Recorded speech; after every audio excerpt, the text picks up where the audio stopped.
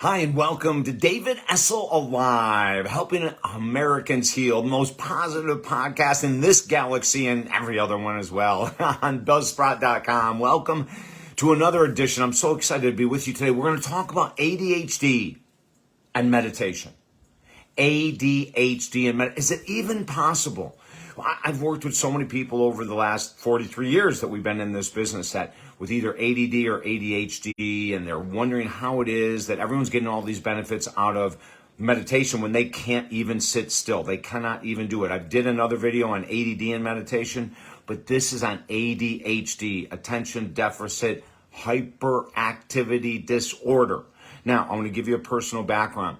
1990, after a failed suicide attempt, I had to go through a series of different mental health questionnaires, and they diagnosed me at that time, unknown until 1990. I had no idea I had these conditions since I was a little kid, with undiagnosed clinical depression, which makes total sense, right? Because you don't try to commit suicide and kill yourself if you're happy and everything is joyful. Undiagnosed generalized anxiety disorder, undiagnosed ADD, and undiagnosed ADHD. If you spend any time with me in a movie theater, you will see my legs constantly moving. If you sit down next to me watching TV at home, you're going to see my legs moving. If you see me in the morning, even doing my meditations, there's going to be a period of time part of my body starts moving. That's ADHD, attention deficit hyperactivity disorder. My body is constantly moving. My brain, I have ADD as well, as I mentioned. So my brain is constantly moving and my body is constantly moving. Kind of like a jumping jack in some way, or one of those little Mexican beans that you put in your hand and warm up and they don't bounce all over the place. So how the heck, if you have ADD or ADHD, and we're focusing on ADHD today, if you have ADHD, how do you even begin to meditate? Because isn't meditation so you're supposed to be sitting completely still in a lotus position with a straight back so that the crown chakra can open and connect you with directly with God? But if you're not in that perfect position, you're not going to be able to meditate? Tongue in cheek here. I have been told so many times that if you're going to be serious about meditation, you have to be in the lotus position. Your back has to be straight. Come on, throw the crap out the window. When you have ADHD, you don't care about having to sit straight in a lotus position. I'm giving you the freedom to throw that crap out the window. It doesn't mean a darn thing, because that's not the purpose here. The purpose is to try to quiet us down with action. Listen to what I just said. Meditation with action. When you have ADHD, it's okay to meditate with action. When I went to the treatment center years ago, I remember walking the track, and let's write some stuff down. You have ADHD, or you know someone with ADHD, write these tips down for them. If you want to share these audios, share them. This is crucial. Number one, walking meditation. Listen, the easiest thing to do, when I was at the treatment center, we had a track, right? It was kind of like an oval track that you walked around the treatment center. And I would walk and meditate. I'd be repeating a name, a phrase. I'd be repeating something like Hamsa or some other word. Some people use the word Om. Other people just follow their breath in and out of the body. I don't care what you do to calm the brain, but it's okay to do it in a walking meditation. I remember I would walk the track for an hour and a half to 2 hours. And of that period of time, 50% of it, I was zoned out, baby. I'd have my eyes barely open sometimes, walking, watching the edge of the track so I didn't walk into the grass or whatever it might be. But I got myself into a calm mental state via movement. You see, with ADHD, attention deficit hyperactivity disorder, we want to be able to continue to move. Now, over time, you can train yourself, even with ADD and ADHD, to be completely still, but that's impossible in the beginning, and I don't even encourage people to do it. Find a way to be active. So number one, walking meditation. Number two, prayer with a rosary or a mala. You know, being raised as a Roman Catholic, of course, rosaries were everything. And we were taught as very young children how to pray the beads, how to pray to Mother Mary, how to pray to Jesus. And that's an activity, right? You're passing one bead through your hand after another. Well, now I do it with a mala. A mala is simply prayer beads, just like a rosary. In Hinduism and in Buddhism, they're called mala. Same thing, who cares? and I'll take it off and I'll move my fingers through it as I'm doing my early morning meditation. Now, what's really interesting is people say, well, if you're moving and counting beads, can you really go deep into meditation? Oh my Lord, you'd be blown away at how deep you can go while you're moving. You know, Thich Nhat Hanh, the famous Buddhist monk who passed away, I just loved that man. He was so brilliant.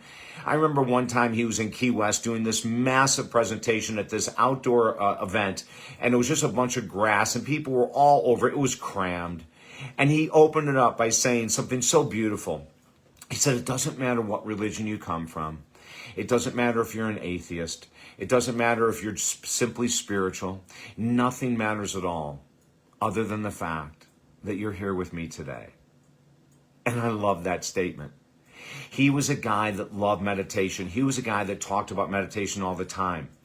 And I remember after that event talking to people saying, well, you know, a Buddhist monk can meditate because they don't have ADD or they don't have ADHD. Now, I don't know. He might have had both, right? But we're talking about you right now. So we have a couple things that we started with. We have the walking meditation around a track. You can go to a high school, elementary school, junior high track. We have the movement of the beads. So you're counting the beads and you're going through each one. And with every bead, you're saying a word, a mantra, a prayer. There are some people though actually, and this is what I was taught with a rosary, is that you'd go to one bead and you'd say the Hail Mary, then another bead, you'd say another prayer, and you just continue to go through the rosary.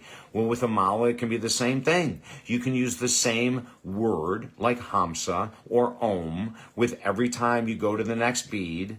Or you can just breathe in on one bead and breathe out on another. But do you notice that we're in physical movement? Do you notice that everything I'm talking about is that there's some part of the body that's moving? And that's okay. And yes, you can go deep into meditation through practice. You have to be patient. But you can go back through that whole meditation experience, calm the mind down, which will calm the body down.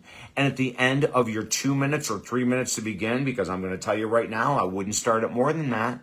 I would set a little timer if you want to. You have one of those little salt timers. Remember we used to have those salt timers as a kid? Turn it upside down. They're 3 minutes long. You can just continue to open your eyes slightly and look over to see, is the salt done now? Or you can look at a clock. It doesn't matter. The most important thing is just to begin. And then there's another way that you can meditate with motion or movement, and that's with a labyrinth.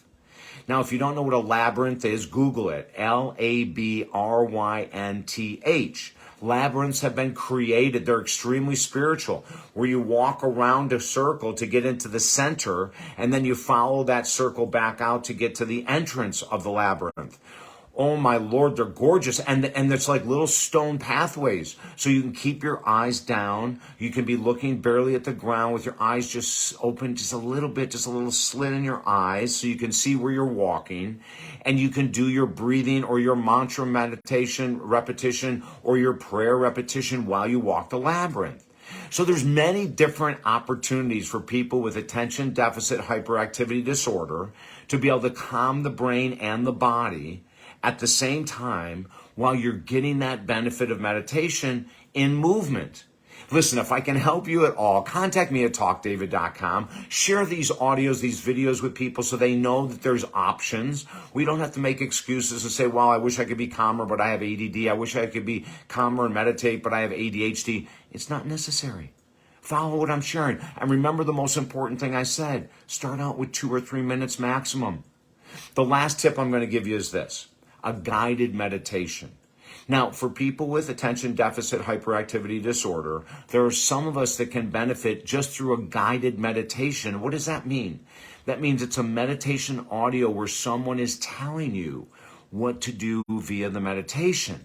And with several clients of mine with ADHD, they found just by listening to a voice telling them to breathe in and out was enough to keep their body still and their mind calm. As a matter of fact, if you go to YouTube and Google David Essel meditation, you'll find a 44-minute meditation for free. Don't freak out. I'm not going to ask you to do all 44 minutes. Remember what I said a minute ago. 2 to 3 minutes of meditation is all you need to begin if you have ADHD. And if it means following my guided meditation audio, and if that can calm your mind and body down, awesome. And if mine doesn't work, try another one. Whatever you do, don't give up if you have ADHD. Meditation can be one of the greatest breakthroughs you'll ever see in your life as you learn how to calm the mind and body at the same time. You're tuned in to the most positive podcast in this galaxy and every other one, David Essel Alive, helping America and the world heal at Buzzsprout.com.